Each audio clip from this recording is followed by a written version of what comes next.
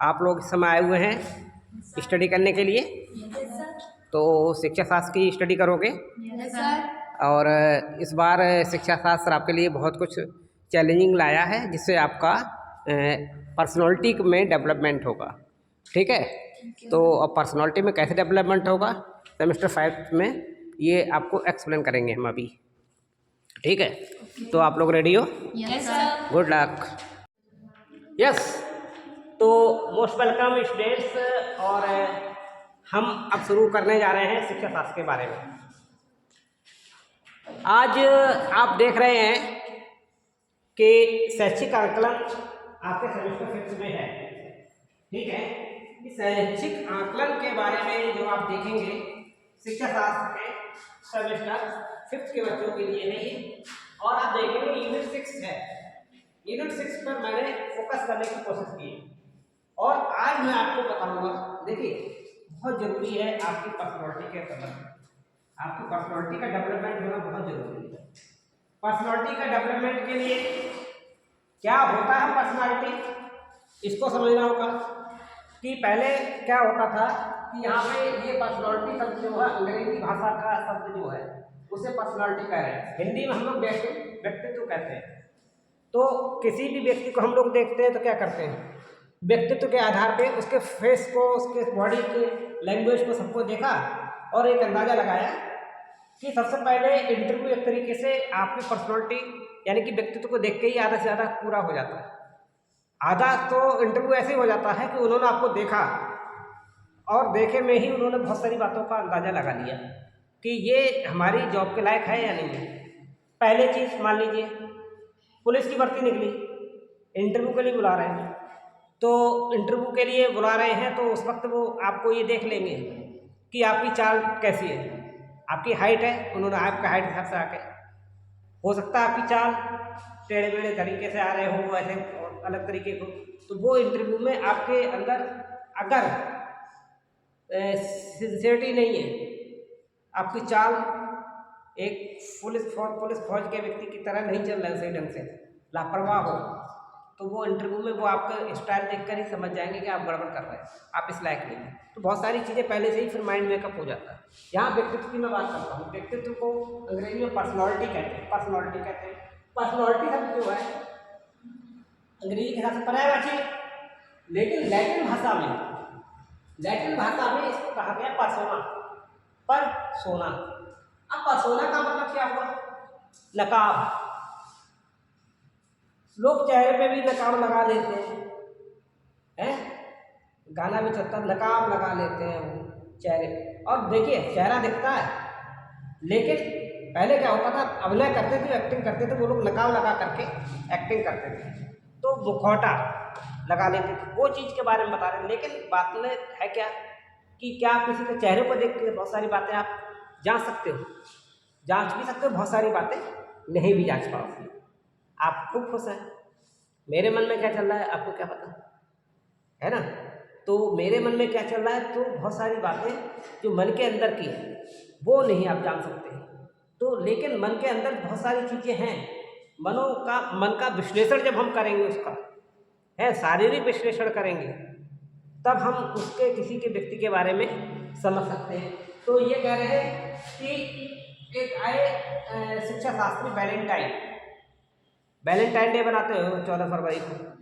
ऐसे ही एक ये नाम बहुत फेमस है, आपको याद बना रहे हैं कैसे, वैलेंटाइन। तो वैलेंटाइन ने क्या कहा, व्यक्तित्व जन्मजात और अर्जित प्रवृत्तियों का योग, यानी कि आपको अपने माता पिता से आनुवंशिक रूप से जो कैरेक्टर मिला तो ये जन्मजात हो गया है। अगर आपके पिता किसी के निग्रो हैं और इंडियन गर्ल है, तो क्या बच्चा जो होगा तो निग्रो स्टाइल नहीं होगा उसमें कुछ, तो कुछ न कुछ कैरेक्टर उधर के दूसरे देश के आ जाएंगे। तो यानी कि क्या है कि एक तो जन्मजात कैरेक्टर जो मेंटल ने कहा था, आनुवंशिक कैरेक्टर्स होते हैं, तो वो कैरेक्टर्स पीढ़ी दर पीढ़ी आते जाते रहते हैं। कभी कभी देखा होगा किसी माता पिता के या नानी के यहाँ से कहीं से क्या होता है कि नाना हैं, किसी के नाना है वो नाचने वाले हैं, बहुत ज़्यादा एक्टिंग करते रहते हैं, और इधर से नाती जब हुआ तो नाती के अंदर भी वही नाचा नीची के गुड़ गाए पाए गए, तो लोग कहें अरे जाके तो हरकतें नाना जैसी हैं। होते हैं ऐसे, है ना, बहुत सारे सिम्टम ऐसे होते हैं जो कहीं ना कहीं थोड़ा थोड़ा जरूर आते हैं पीढ़ी तक पीढ़ी आते हैं। तो एक तो वैलेंटाइन का सत्य कहना क्या था, व्यक्तित्व क्या है, तो व्यक्तित्व को बताने से पहले उन्होंने क्या कहा कि जन्मजात जो पैदा हुआ और अर्जित, ये आपकी प्रवृत्तियां जो है जो आपके अंदर पाई जाती हैं, तो इनका टोटल कर दो इन दोनों का, तो इनका कहना तो ये था कि इससे व्यक्तित्व को आप चेक कर सकते हैं इस परिभाषा के हिसाब से। दूसरे आए गिलफोर्ड, है ना, गिलफोर्ड, तो यहाँ पर गिलफोर्ड कह रहे हैं व्यक्तित्व क्या है, गुणों का समन्वित रूप है, यानी कि आपके अंदर जितने कैरेक्टर पाए जाते हैं अगर इन सबको इकट्ठा करा जाए तो किसी के अंदर कैसा कैरेक्टर है, कैरेक्टर तो हजारों तरीके के, कोई झूठ बोलता है, कोई सच बोलता है, कोई आलसवादी है, बहुत सारे तरीके के कैरेक्टर्स पाए जा रहे हैं। तो किसी का ये है कि हम झूठ बोलेंगे, हम गलती करेंगे और जोर से चिल्ला के अपने झूठ को साबित करेंगे, ये भी प्रकृति आजकल बहुत पाई जाती है। तो हर तरीके के लोग ऐसे पड़े हुए गलत कर रहे हैं कि आपकी टंकी में गए, पानी पिया जबरदस्ती और रोजाना चुरा के ठंडा पानी पी लेते थे जाके। आप कभी अंदर सोए जाके उन्होंने गए टंकी में ठंडा पानी रोज पी लिया, आपको टंकी खाली मिली और ये तो टंकी खोल के चले गए।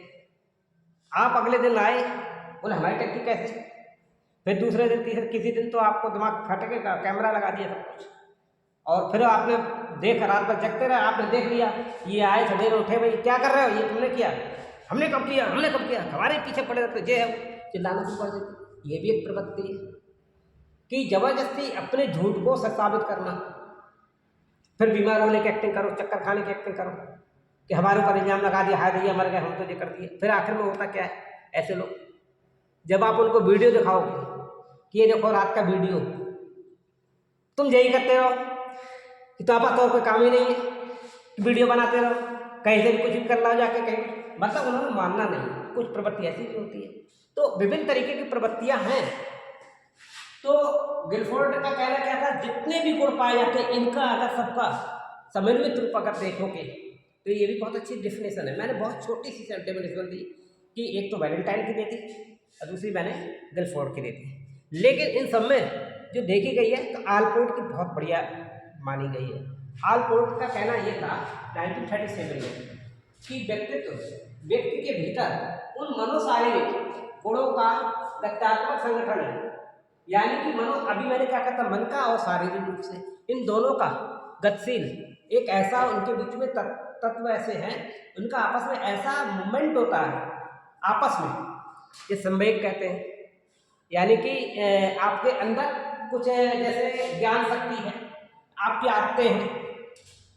अब कोई लड़की या कोई लड़का है तो उसको कॉलेज से चोरी से भाग के पिक्चर देखने का शौक लगा, अब अकेला कैसे जाए, तो 100 लड़कियां थी, 100 लड़के थे संग में, तो उनमें से उसको एक जरूर मिल गया, हाथ में ला लिया, दोनों मिल गए, यानी कि उनके अंदर मूवमेंट हो गया अपने आदतों का, बुरी आदतों के बीच में। तो उन्हें इसने देखा घोघोरा, एक पकड़ा हाथ और फट से मोटरसाइकिल से धीरे निकल गए, पिक्चर देखने की लत पड़ गई जिसे कहते हैं। तो यहाँ पर क्या है कि एक अंतःक्रिया संवेग की ऐसी होती है कि कोई न कोई, अब उनके कुछ न कुछ तो अंतरंग संबंध बने जिसके कारण वो जानते हैं कि ये गलत है, फिर भी वो करने लगे। और भौतेरे क्या होते हैं कि अभी कोई गलत कार्रवाई कहीं हो रही हो और देश में कोई विपत्ति आ गई तो सारे लोगों ने अपना अपना डंडा उठाया और लड़ने चल दिए सब के सब, तो किसी दूसरे को कहने की जरूरत ही नहीं पड़ी। ये भी एक संवेग है कि सारे लोगों के बीच में अंतरंग संबंध बना, तो ये मूवमेंट हो रहा है, गत्यात्मक रूप से हो रहा है। तो गत्यात्मक संगठन, इसी को हमने आगे यहाँ पर एक्सप्लेन भी किया है कि मनो शारीरिक तंत्र के तत्व जैसे शील गुण एक दूसरे से संबंधित, एक दूसरे इतने संबंधित हो जाते हैं तो उनको अलग नहीं कर सकते हो। जैसे कि जब देश पर विपत्ति आई तो जितने लोग होंगे देश को चाहने वाले और अपने आप को खुद को चाहने वाले, क्योंकि जब देश होगा तभी तो खुद बचोगे, और देश खत्म तो खुद भी खत्म हो जाओगे, क्योंकि बाहरी लोग तो आएंगे तो देश पे अधिकार करेंगे तो उससे पहले क्या करेंगे, आपको सफा कर देंगे। तो आपको देश बचाने के लिए सबको आगे आना पड़ेगा। ये ऐसा गुण बन जाएगा कि जहाँ पर सबको सम्मिलित होना पड़ेगा आपस में, तो कोई किसी से अलग नहीं हट सकता, मिक्स हो जाएगा। तो ये शील गुण है। तो ये शील गुण की स्थिति है। तो शील गुण को कोई अलग, शील गुण बहुत तरीके के होते हैं। लोग शादी होने को होती है ना, तो 36 कैरेक्टर मिलाते हैं कि 32 कैरेक्टर मिलाता, कोई 36 मिलाता गुण, और फिर भी वो तो हजारों गुण हैं।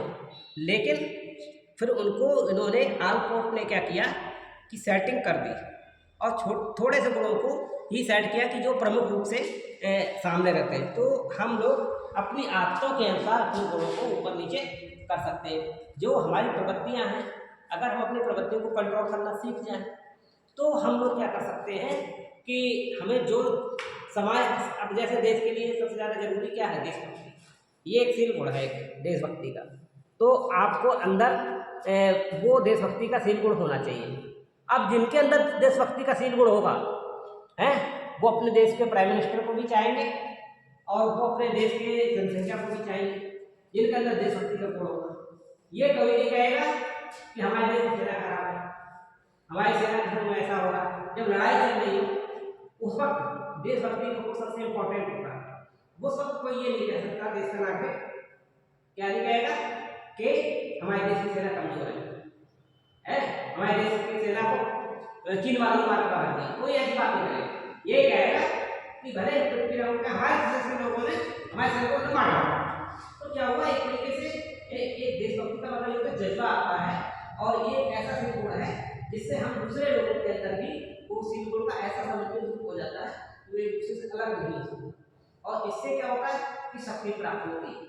तो ये चीज जो है गत्यात्मक मूवमेंट, यानी एक से दूसरे तक पूरा संगठन में फैल जाना, कि ये शील गुण है। तो शील गुण को कोई अलग नहीं कर सकता। तो जैसे पूरे देश के अंदर राष्ट्रभक्ति का कैरेक्टर भरा, तो वो सबके अंदर आ जाएगा ऑटोमेटिक। अभी पता चल जाए कि फलाने को मारते तो पूरे देश के नागरिकों के अंदर वो उबाल आ जाएगा। जैसे एक यूनिवर्सल रूप से जैसे सबको प्यास लगती है, सबको क्या लगती है, प्यास लगती है, सबको भूख लगती है, सबको गर्मी लगती है। सूरज की रोशनी बहुत तेज हो जाए, बहुत तेज रोशनी हो जाए, तो क्या पूरे देश के या पूरी दुनिया के जितने लोगों के पास सूरज की रोशनी जाएगी, उनको गर्मी लगेगी, उनको पानी सूखेगा, भाप बन के उड़ेगा, तो उनको प्यास भी लगेगी। ये यूनिवर्सल कैरेक्टर है एक तरीके का, ये हटेगा नहीं, सबके अंदर मूवमेंट कर जाएगा। तो ऐसे ही सबके अंदर शील गुण भी है। लेकिन शील गुण कोई लोग क्या होते हैं, जैसे समाज में रहते हैं, जैसे लोगों का साथ मिलता है, वैसे ही वो प्रवृत्तियां उभर आती हैं। तो अगर चोरों के संग में रहने लगे तो चोरों वाली प्रवृत्तियां, जैसे उनको सबको चोरी करते देखोगे तो वैसी उभर आएगी आपके अंदर। ऐसे ही अगर आपकी सहेलियां सारी अंग्रेजी में बातें करने लगे और आप लोग अंग्रेजी में बातें नहीं करते थे, और एक जना सीख के आया तो वो अंग्रेजी में बात करने वाली लड़कियों के संग में बैठ गई, तो क्या होगा, तो उसको कैरेक्टर वैसा मिला कि जिससे कि उसके सभी लोग बोल रहे थे वो भाषा, तो वो उनके संग में बोलने लग गए, वो बोलती रही। लेकिन जैसे ही वो हिंदी भाषी लोगों के बीच में, टोटल हिंदी वालों के बीच में, कि जो अंग्रेजी बोलते ही नहीं, तो वो क्या हुआ, कुछ दोनों तक मुँह बंद रहने से और उन्हीं की जैसे आदतें हो गई, वो भी हिंदी बोलने, वो भी हिंदी बोलने लग गए, और इंग्लिश कमज़ोर हो गई, और कमज़ोर होते होते खत्म हो गई। तो यानी कि क्या हुआ कि जैसे हमने आदतें अपनी उभारी, जैसे लोगों के बीच में हमारा आचरण चला, वैसी चीज़ आती चली जाती है। तो वे तत्व हैं, प्रमुख तत्व ऐसे बताए कि जो आपस में अंतःक्रिया करें, जब संवेग है, आदत है, ज्ञान शक्ति है, मानसिक और शारीरिक पक्षों के साथ में होती है। और साथ में का गत्यात्मक संगठन क्या होता है, जो मनो शारीरिक तंत्र है हमारा, मन के साथ में शारीरिक तंत्र जो है, दोनों को मिलाकर के इसके तत्व जो होते हैं वो शील गुण के साथ, जैसे एक एग्जाम्पल दिया उन्होंने, तो एक दूसरे से संबंधित हैं।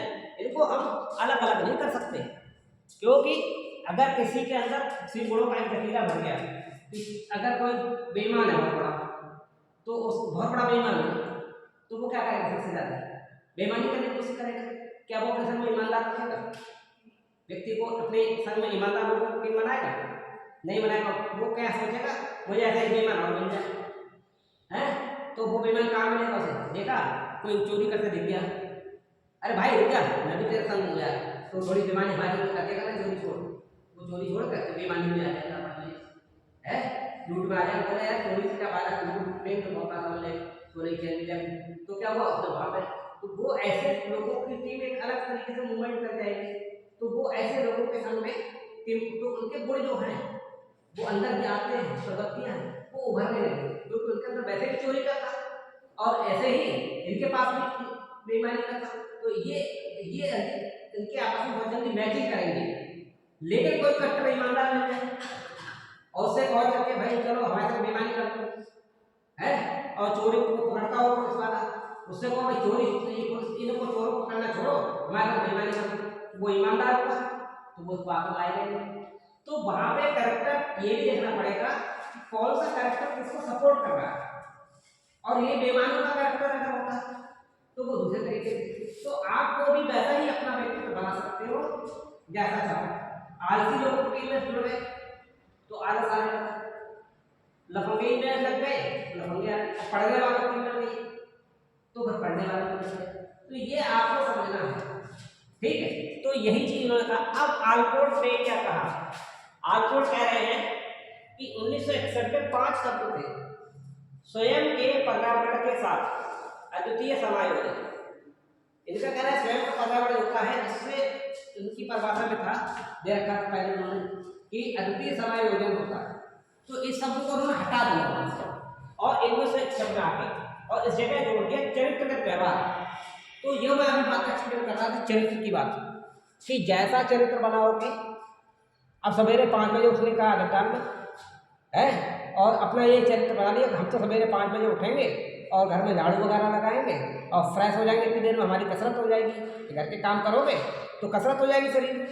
भाई झाड़ू लगाओगे तो झुकोगे, इधर उधर कोनों से मेहनत करोगे, चलोगे फिरोगे समय सवेरे, तो रात भर को सोया वो जकड़ा शरीर है उसमें फुर्ती आ जाएगी, और सर्दी लगी हुई थी अंदर से वो भी निकलेगी, गर्मी बनेगी, तो वो आपके अंदर जो गंदगा कफ वगैरह बनना है वो भी बाहर निकल जाए, फ्रेश हो जाओगे, शरीर चलेगा। तो आपने एक कैरेक्टर बना लिया सवेरे ताजगी अपने शरीर में लाने का, फिर आपने फ्रेश हो गए, फ्रेश होकर आके पूजा पाठ करी, फिर पूजा पाठ करके नाश्ता किया, फिर किताब लेके पढ़ने बैठ गए, तो आपने अपना सारा का सारे बीच में एक चीज़ देख ली कि मैं सवेरे 5 बजे उठ के मैंने आलस को छोड़ दिया, आलस को छोड़ दिया, तो ये कैरेक्टर आपके अंदर वो आलस का पाया ही नहीं जाएगा। अब दूसरा व्यक्ति आलस में, एक भैया भी पड़ा हुआ मान लो, अब वो पड़ा लेटा हुआ 7 बज गए, वो उठ ही नहीं रहा है, तो वो उसको कुछ नहीं मिलेगा, एक आपके आलस, उसको आलस मिलेगा और आपको सजगता मिलेगी, है ना। तो ये कैरेक्टर जो है तो चरित्रगत व्यवहार को जगह देती, जैसा आपका चरित्रगत व्यवहार बनेगा। अगर बाई चांस किसी दिन आप सवेरे जल्दी नहीं उठ पाए तो माता पिता कहेंगे आज भैया 5 बज गए, 5:30 बज गए, 6 बज गए, देखो चल के बिटिया क्या हुआ, तो बिटिया तो रोज उठती है, कहीं बुखार तो नहीं आ गया। और भैया को अगर बुखार आ जाए 5 बजे से बुखार चढ़ा, बहुत तेज चढ़ा, काँप रहे बुरी तरह हैं, मेरे जीजा पड़े ठुटर करते रहे, बोले बेटा 7 बजे पहले उठेंगे ना का देखो, वे पढ़े, उन्हें कोई देखने वाला नहीं। तो आपके चरित्र से, आपकी आदत के व्यवहार से समाज में वो परिवर्तन आता है, लोग समझ जाते हैं कि ये इस टाइम में ये कार्य करता है तो ये करता है। तो इन्होंने इसीलिए आपको कहा कि स्वयं का पर्यावरण के जगह पर इन्होंने एक क्या कहते हैं चरित्रगत व्यवहार को प्लेसमेंट दे दिया अपनी परिभाषा में, ठीक है। तो आलपोर्ट का कहना है व्यक्ति के भीतर उन मनोशारीरिक गुणों का गत्यात्मक संगठन है जो वातावरण के साथ अद्वितीय समायोजन को निर्धारित करते हैं। यही चीज यहाँ पे क्या कह दिया, वातावरण के, यहाँ पे मेरे को 5 शब्द है, स्वयं के पर्यावरण के साथ अद्वितीय समायोजन की जगह, तो यहाँ पर उन्होंने कह दिया अद्वितीय समायोजन की जगह पर क्या कह दिया इन्होंने, यहाँ पर चरित्रगत व्यवहार कर दिया परिभाषा में, नई वाली परिभाषा में ये चीज ले आए कि चरित्रगत व्यवहार को इन्होंने जगह दे दी, ठीक है। बात समझ में आ रही है ना। तो सबसे ज्यादा इंपॉर्टेंट आखिर में तथ्य क्या निकल के आया कि हमको अपने जो गुण हैं, जो अपने गुण हैं, शील गुण, उन पर फोकस करना पड़ेगा, और व्यक्तित्व का विकास सबसे जरूरी है। और व्यक्तित्व का विकास कैसे कर सकते हो, अपने चरित्र के द्वारा। सबसे इंपॉर्टेंट हथियार आपका अपना चरित्र है, और जैसा जो चरित्र पालेगा खेल खत्म हो जाएगा। अच्छे लोगों का साथ अच्छा होता है ना। तब आपका विकास होगा।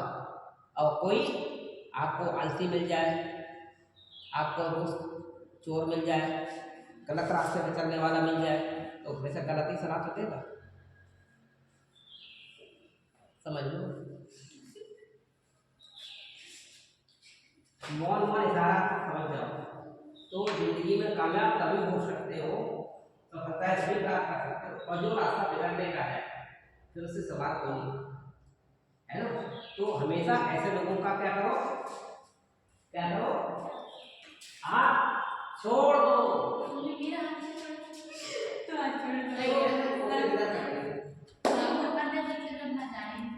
तो ये अल्फोर्ड का हो गया अंग्रेजी शब्द के बारे में मैंने बता दिया कि अंग्रेजी शब्द पर्सनालिटी के बारे में बता दिया।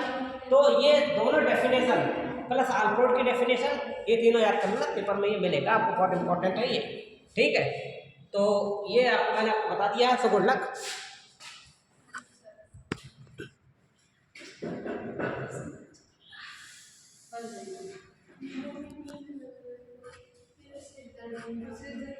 तुम लोग यहाँ खड़े हो गए, यहाँ पर किनारे से।